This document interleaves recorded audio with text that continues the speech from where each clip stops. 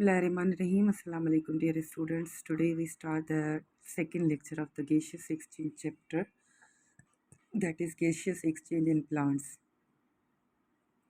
कल हमने थोड़ा सा गैशियस एक्सचेंज के बारे में देखा था, ब्रीथिंग, रिस्पायरेशन और ये जो टर्मिनोलॉजी थी इसको देखा था। प्लांट में गैशियस एक्सचेंज कैसे होगी, क्योंकि प्रीवियस लेक्चर में मैंने आपको बताया था कि इस चैप्टर में हम मुख्तलिफ जो ऑर्गेनिजम्स मौजूद हैं उनमें गैशियस एक्सचेंज किस तरह होगा वो पढ़ेंगे।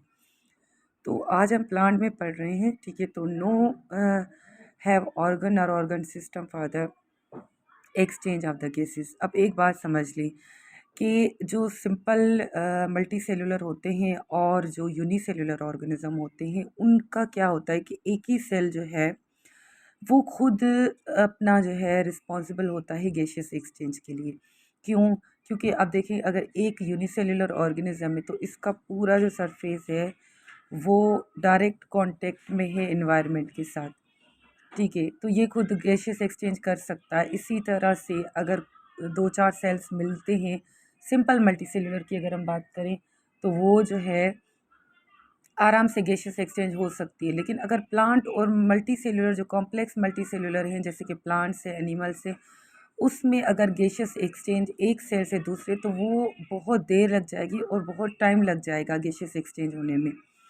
तो इस तरह से उनमें कोई ऑर्गन या ऑर्गन सिस्टम होना चाहिए जिसकी वजह से उनमें गैशियस एक्सचेंज का प्रोसेस हो, ठीक है। तो अब गैशियस एक्सचेंज का प्रोसेस जो अब हम पढ़ रहे हैं प्लांट में वो तीन तरीके से पढ़ेंगे। नो डाउट सब ने पढ़ा हुआ है, स्टोमेटा जो है 90% ऑफ जो गैशियस एक्सचेंज होती है वो स्टोमेटा के ज़रिए होती है। उसके बाद जो है हमारे पास लेंटी सेल्स हैं और यंग लीफ और स्टेम है, उसके ज़रिए भी होगी, क्यूटिकल के ज़रिए भी होगी, वो भी हम पढ़ते हैं। अच्छा, स्टोमेटा सबको पता है कि ये छोटे पोर्स होते हैं, स्मॉल माइक्रोस्कोपिक पोर्स होते हैं, लीफ के अंदर मौजूद होते हैं। Gaseous exchange take place through stomata present on the leaf या फिर यंग स्टेम में भी ये मौजूद होते हैं।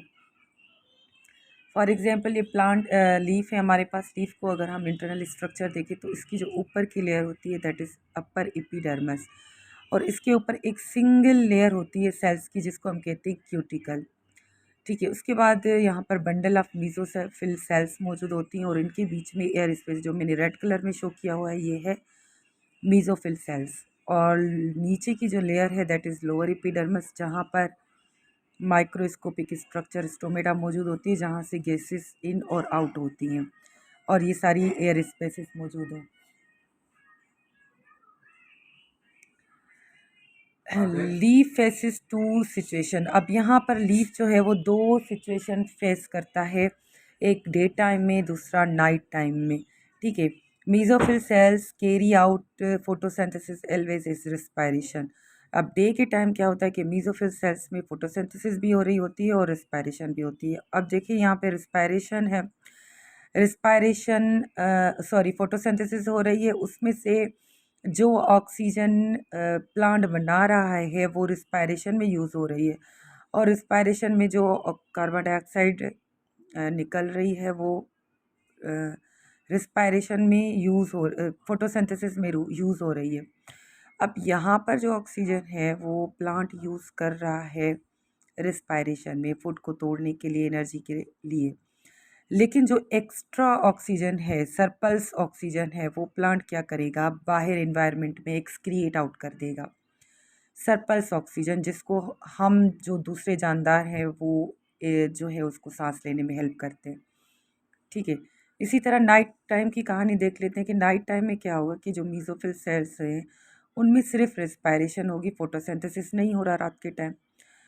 तो remove carbon dioxide through stomata. अब रात के टाइम क्या होगा कि पौधे में फोटोसिंथेसिस नहीं हो रही है, तो जो कार्बन डाइऑक्साइड प्लांट यूज़ कर रहा था अब जो है वो यूज़ नहीं करेगा फोटोसिंथेसिस में, और वो भी इन्वायरमेंट में जो है वो रिलीज। तो इस तरह रात के टाइम जो है पौधे भी कार्बन डाइऑक्साइड रिलीज करते हैं और इंसान भी, बाकी जानदार भी। तो इस वजह से जो कार्बन डाइऑक्साइड होती है वो ज़्यादा हो जाती है रात के टाइम, ठीक है। इसी तरह से हमारे पास लेंटी सेल्स हैं। अच्छा, लेंटी सेल्स को हम किस तरह डिफाइन कर सकते हैं कि लेंटी सेल्स भी पोर्स होते हैं, छोटे स्मॉल पोर्स होते हैं, ठीक है। Certain pores in layer of the bark. Bark से कहते हैं छाल को कहते हैं, ठीक है, छाल जो पौधे के ऊपर की जो लेयर होती है, ठीक है, present only woody stem and mature roots में ये मौजूद होता है। और वुडी स्टेम हम उससे कहते हैं जिसमें अभी क्लोरोफिल फंक्शनिंग ना हो, क्लोरोफिल ना हो, उसमें वुड जो है वो बनना स्टार्ट हो गया हो, डेड हो गए हों उस क्लोरोफिल के cells. Lenticels are involved in gaseous exchange. अब लेंटी सेल्स में अब देखिए जहाँ पर मैं बना रही हूँ कि ये जो तना है इसके ऊपर आपको पोर्स नज़र आएंगे, ठीक है, पोर्स नज़र आएंगे तने में, जिसको हम कहते हैं लेंटी सेल्स। तो कुछ ना कुछ गैसियस एक्सचेंज जो है इन सेल्स के ज़रिए हो जाती है। उसके बाद रूट्स पे आ जाते हैं कि diffusion in or out of the air through the general surface of young roots. अब देखिए एक मेजर रूट होती है और देन एडवेंटिशियस रूट्स होती हैं, बाकी सारी रूट्स होती हैं। तो रूट का क्या है कि उसकी जो जो सेल्स हैं वो डायरेक्ट कांटेक्ट में होते हैं सरफेस के, तो वो डिफ्यूजन, सिंपल डिफ्यूजन के ज़रिए जो एयर है उसके साथ जो है ये सिंपल अपनी गैसियस एक्सचेंज कुछ हद तक कर लेते हैं। और क्यूटिकल में भी मैंने आपको बताया था कि जो पतली सी एक सिंगल लेयर की सेल होती है ऊपर एपिडर्मिस के ऊपर प्लांट में, उसके ज़रिए भी थोड़ी बहुत गैसियस एक्सचेंज जो है वो होती है, क्योंकि उसमें भी स्मॉल पोर्स मौजूद होते हैं। उसके बाद अब कुछ प्लांट्स जो हैं वो एक्वाटिक भी होते हैं, पानी में रहने वाले पौधे जो होते हैं वो किस तरह से गैसेस एक्सचेंज करते हैं।